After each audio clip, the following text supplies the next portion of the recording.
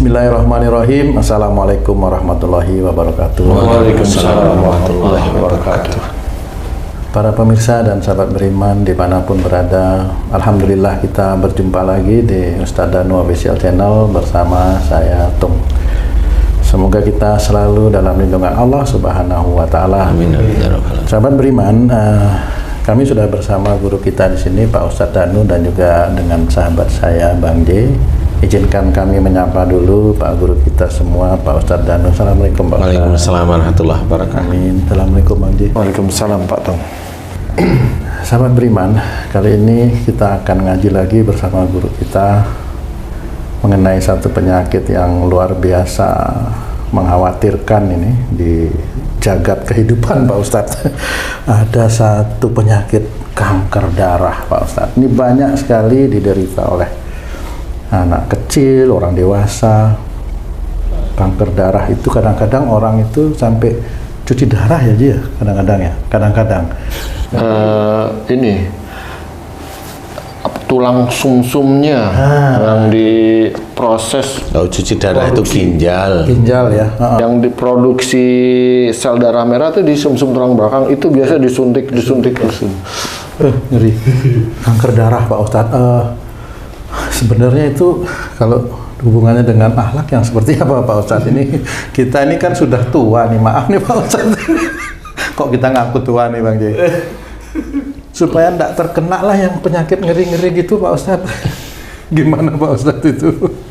Ya, bismillahirrahmanirrahim. Assalamualaikum warahmatullahi wabarakatuh. Waalaikumsalam warahmatullahi wabarakatuh. Amin ya rabbal alamin. Ya, memang selama ini teman-teman ahli itu berpikir bahwa kanker itu dari mengkonsumsi makanan tertentu, entah sate, makanan yang tidak matang, atau lifestyle dan sebagainya. Itu menurut saya nih, subjektif saya, enggak sih. Jadi karena orang yang lifestyle yang ngawur juga ada juga yang nggak kena kanker.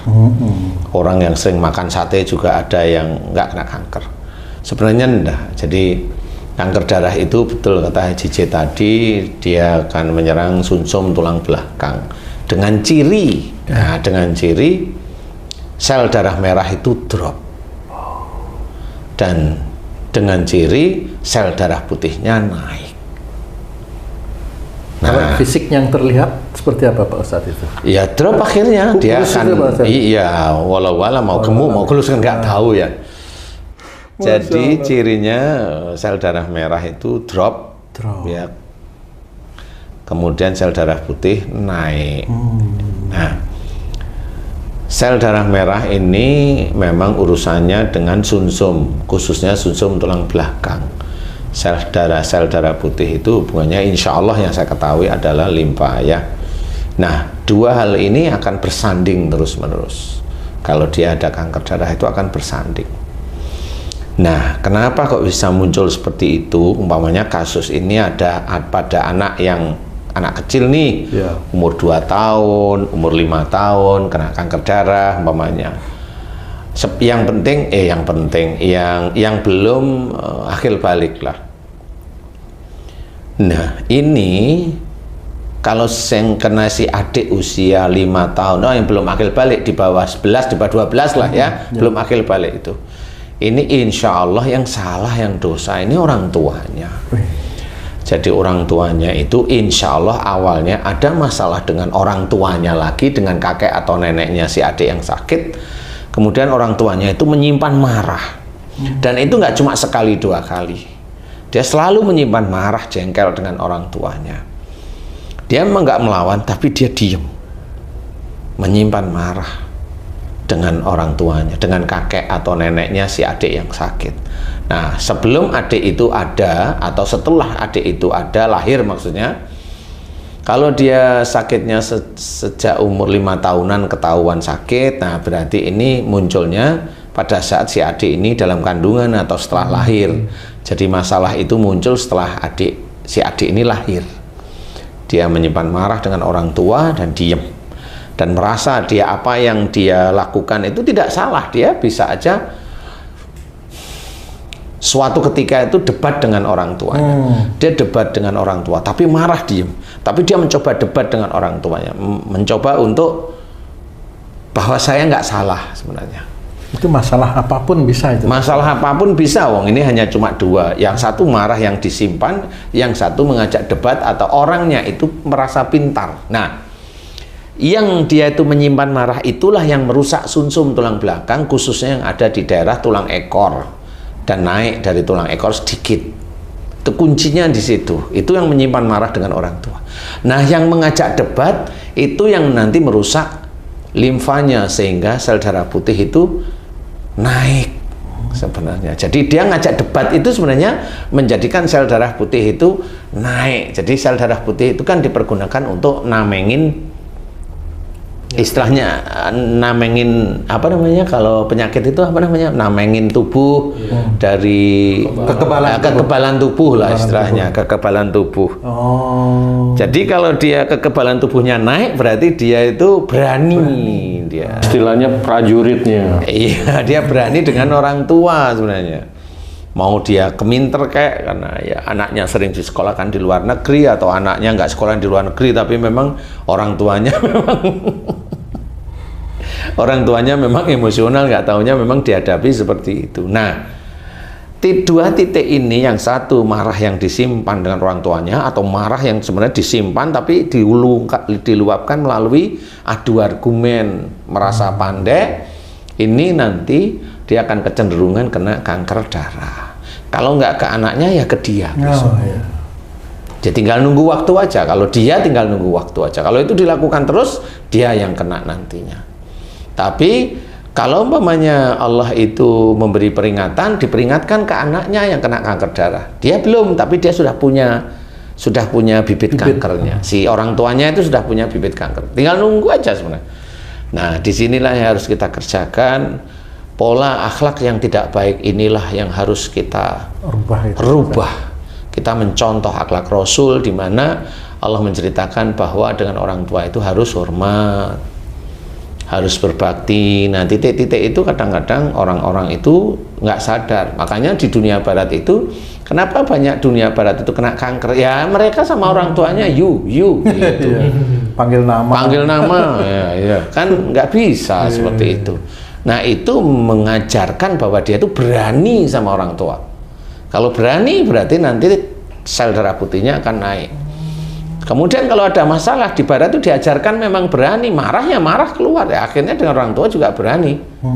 Akhirnya ya itu, marah ya berani ya disimpan ya, semuanya jadi satu, dia akan mengunci pada sumsum tulang belakang.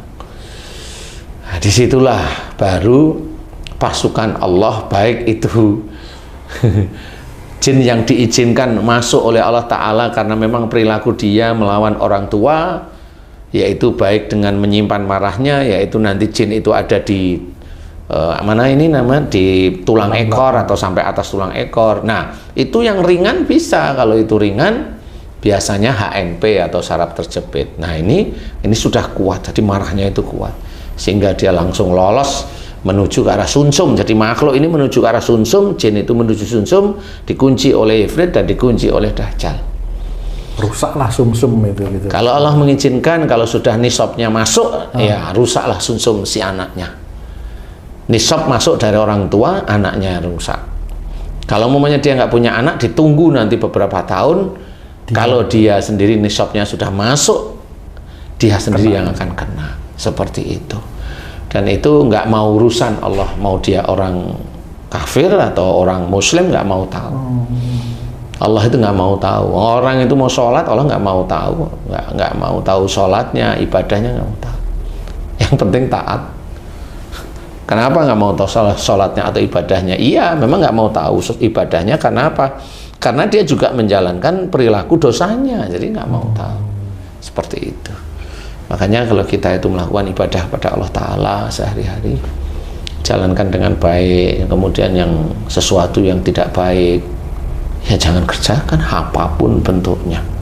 Seperti marah dengan orang tua tadi. Nah, dengan titik itulah bagaimana caranya kalau anaknya yang kena kanker darah, ya berdoa mohon ampun kepada Allah Ta'ala. Jika siapa ibu atau ayahnya yang marah kepada orang tuanya dan merasa dia pintar, berani pada orang tuanya, yang umpamanya ibunya, ya ibunya mohon ampun kepada Allah Ta'ala, satu. Yang kedua, minta maaf kepada orang tuanya. Dan ini minta maaf kepada orang tuanya jangan sekali dua kali, setiap hari. Sampai kapan Ustadz? Sampai anak tersebut sembuh dan sampai bonus mohon ampun. Bonus mohon ampun itu berapa bulan? Bonus mohon ampun itu minimum itu 3-5 tahun. Bonus minta ampun itu sebegitu terus. Minta ampun, minta maaf sama orang tua itu ya terus, walaupun anak sudah sembuh, minta maaf teruslah sama orang tua minimum 5 tahun. Baru itu dikendorkan 2 hari sekali atau 3 hari sekali, monggo. Tapi tetap minta maaf kepada orang tua. Kalau enggak, selesai, si adik itu akan bablas. Dan jangan dikatakan anak yang belum akil balik masuk surga. Saya jawab, iya. Tapi nanti nggak akan ketemu dengan orang tuanya, dia di surga. Nah, kenapa? Orang tuanya dosa sama mbahnya, mau ketemu gimana? Orang tuanya nggak pernah mau minta maaf sama mbahnya, gimana mau ketemu? Masuk neraka dulu. Masuk neraka. Masuk neraka. Saya nggak mau bilang dulu, masuk neraka. Ya. Seperti itu. Wallahu a'lam. Ustadz, saya ada cerita gini, Ustadz. Teman saya bercerita kalau salah satu temannya itu setelah diperiksa di dokter tuh satu keluarga itu kanker darah. Nah, dia menceritakan kalau itu disebabkan karena orang tuanya melakukan pernikahan dengan kerabat dekat, misalnya dengan keponakan atau dengan ya dekat lah. Apa benar seperti itu, Ustaz? Kalau memang dari sisi agama itu tidak diperbolehkan, jangan. Tapi kalau masih nikah dengan sepupu kan masih boleh. Tapi kalau dia melanggar agama ya wallahu alam ya. Karena kalau melanggar agama kan sama. Berarti orang itu kan ngeyel, dia merasa pintar. Sehingga sel darah putih naik. Kalau dia diomongin sama orang tuanya atau siapa, dinasihatin, marah dia, marah malah ya. Dan merasa dia benar, saya kan cinta sama dia, wah begitulah ya. Oh iya. Iya, seperti itu. Jadi kalau memang keluarga seperti itu ya genetiknya memang dia emosional dan merasa pandai. Genetik dulu ya. Nah, kalau genetiknya udah dapat semua ya dapat semuanya, bisa kena. Tapi kalau hanya orang tertentu genetiknya mirip dengan orang tuanya, saudara yang 2 atau 1 tidak sama ya dia nggak akan kena, insya Allah. Enggak, insya Allah seperti itu. Jadi jangan bahwa itu nurun ya, kanker itu nurun. Enggak, yang nurun itu genetik sifatnya. Kalau sifatnya sama, insya Allah penyakit itu akan sama. Insya Allah seperti itu. Makanya dalam keluarga ayah ibunya sakit apa, anaknya sakitnya apa juga nggak ketemu, karena memang sifatnya beda. Tapi kalau memang satu ayahnya kena gula, ibunya enggak, anaknya ada yang kena gula, umpamanya anaknya 4, yang 2 kena gula, 2 enggak, karena mah yang 2 kayak bapaknya, yang 2 kayak ibunya, kan gitu. Seperti itu. Jadi itu bukan penyakit turunan, enggak.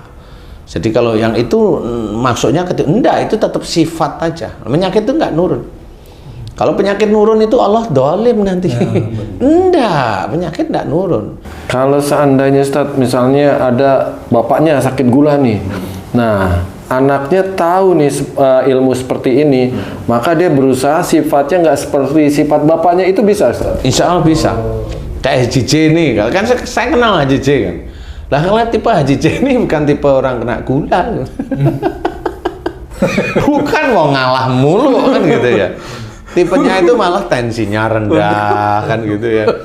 Seperti itu Ji. Nah untuk jadi tensinya normal itu loh yang penting. Jadi kalau memang bapaknya kena gula dia tidak, ya harus keluar dari garis genetik yang memang bisa menjadikan penyakit itu muncul. Jadi keluar dari situ menjadi normal aja, orang muslim normal aja. Kalau mau marah istighfar, seperti itu kan normal ya, normal baik istilahnya. Belajar semuanya. Nah, insya Allah dari situlah kita nanti dianggap oleh Allah Ta'ala itu mengikuti akhlak Rasul, mengikuti akhlak Rasul. Jadi nggak mau marah, kalau bicara juga lemah lembut, kalau didolimi dimaafkan orangnya, Kalau ditolimi didoakan agar orang tersebut itu diampuni dosanya atau diberi hidayah agar menjadi seorang yang soleh atau solehah atau diselamatkan, itu doa-doa yang baik itu kan cara-cara Allah, dan itu juga dikerjakan oleh Rasul. Nah kita ndak. Nah kita amati di YouTube itu kan banyak ejek-ejekan, itu kan lucu. Ini orang Muslim ejek-ejekan ngapain gitu loh. Merasa benar, ya sudah nggak apa-apa. Kalau besok itu dia kena gula, ya begitu itu, karena merasa pandai. Dia nggak apa-apa, kita cari aman di hadapan Allah itu ya. Kita memaafkan lah istilahnya. Insya Allah seperti itu. Wallahu a'lam ya. Baik Pak Ustadz, terima kasih banyak nih penjelasannya kepada kita ya Ji ya. Serem-serem penyakitnya. Iya, tapi yang jelas tobat itu penting. Makanya ayat-ayat tobat itu kan banyak ya. Wasari'u ila maghfirati min rabbikum, itu jelas sekali.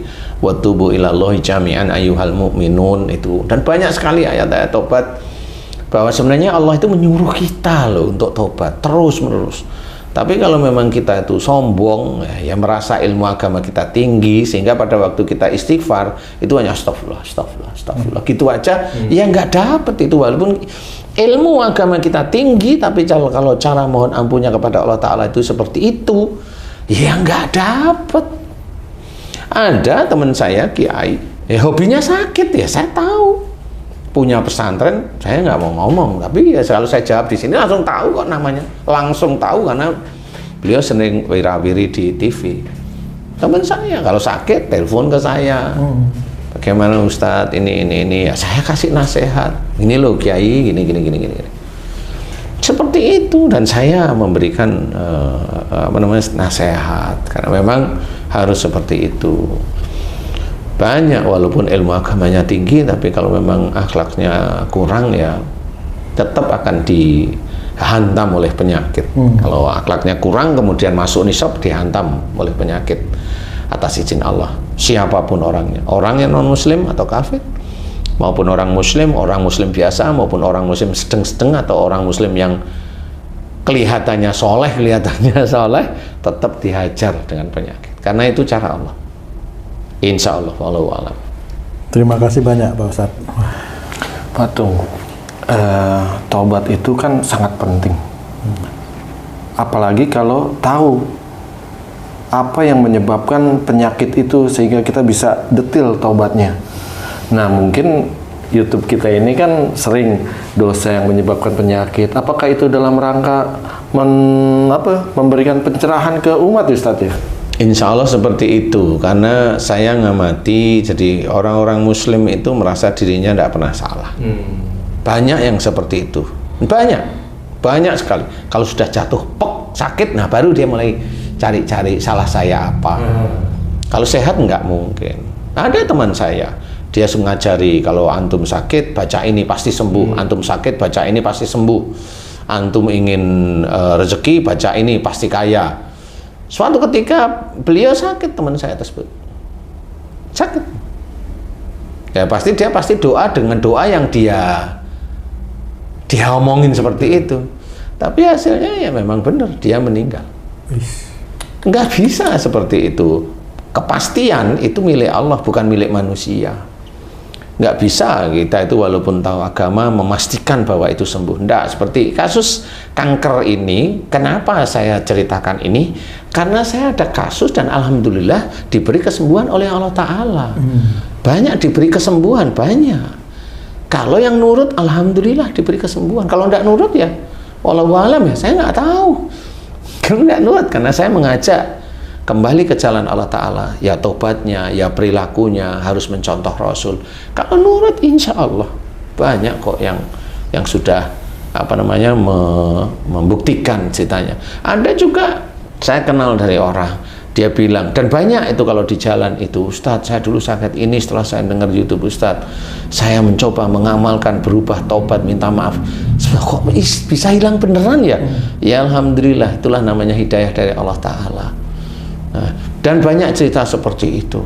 Nah ini tadi Haji JJ seperti itu ya, karena saya mengajak orang-orang muslim itu faham siapa dirinya. Jangan merasa tidak pernah punya salah. Kita manusia muslim, anak-anak Adam, anak cucu Adam ini pasti masih punya salah, pasti. Makanya kita harus berubah, kita contoh Rasulullah Muhammad SAW. Kemudian kita taat menjalankan ibadah-ibadahnya, ketaatan Rasul dalam berakhlak yang baik itu kita contoh, bukan kita contoh hanya kita pikirin, kerjain. Yang paling dekat mana? Kita belajar untuk diri sendiri, kita mengaji untuk diri kita sendiri. Kemudian kalau kita sudah mulai paham, ngerti, kerjakan setahun, 2 tahun, 3 tahun, ayo ajarkan kepada istri, ayo ajarkan kepada anak-anak kita. Karena kita basicnya sudah menjalankan, kemudian kita juga merasa bahwa saya mulai saat ini belajar mendidik istri dan anak-anak saya. Karena kita sudah mengerjakan, insya Allah kita tidak masuk dalam salah satu firman Allah Ta'ala. Apa firmannya? Kabura maqtan indallahi an taqulu ma la taf'alun. Kemarahan Allah amat dekat dengan orang yang menyuruh orang lain berbuat baik tapi dia tidak mengerjakan. Nah, itu Allah marah. Allah marah itu nggak cuma ke kita. Kalau kita itu pandai, masalah agama pandai, tapi kita belum mengerjakan.